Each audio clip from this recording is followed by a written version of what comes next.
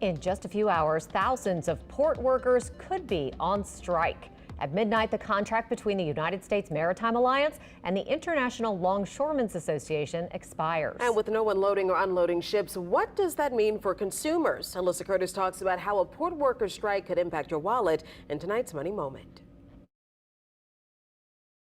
Imports and exports through Louisiana and along the East Coast could be docked soon. The United States Maritime Alliance and the union that represents their workers, the International Longshoremen's Association, haven't come to an agreement yet on their contract. And if they don't by midnight Tuesday morning, workers have threatened to go on strike. But what does that mean for you? Financial planner and wealth manager Derek Williams says you could start paying more at the store. If we're not able to get, some of that food, especially that, is imported in, you're going to see a short-term spike of those prices because you're going to see the supply go down. Chair of the Department of Economics and Finance at the University of New Orleans, Professor Walter Lane, says we could see a similar supply chain issue like we did during the pandemic. Christmas shelves could be affected.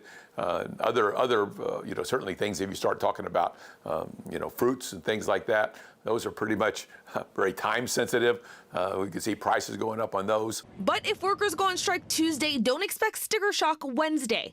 Lane says all of this depends on how long the strike lasts. Anything under a couple of weeks wouldn't be too bad. But if you start talking about a month or more, then it really could be difficult for many products that are affected.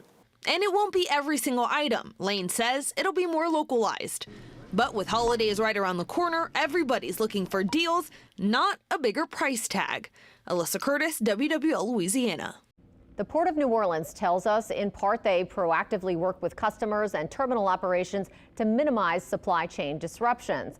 And in a statement, the International Longshoremen's Association said in part, quote, ILA longshore workers deserve to be compensated for the work they do, keeping American commerce moving and growing.